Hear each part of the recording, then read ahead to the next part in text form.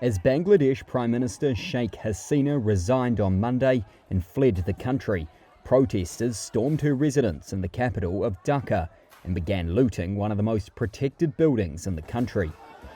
Elsewhere in the city, they chiselled away at the face of a statue of her father, state founder Sheikh Mujibur Rahman, with an axe.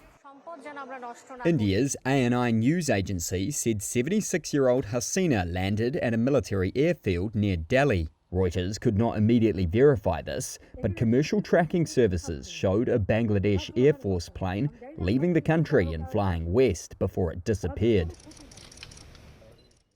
The news of her exit was delivered by Army Chief General Waqar Uzzaman in a televised address.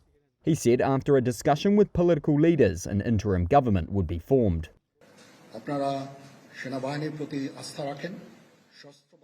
Please keep faith and trust in the Army.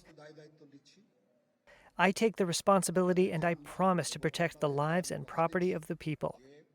Don't lose faith in the Army. God willing, we will fulfill your demands and bring peace and harmony back to the country. I request to you all to support the Army and stop the violence, murders, hooliganism, and the protest.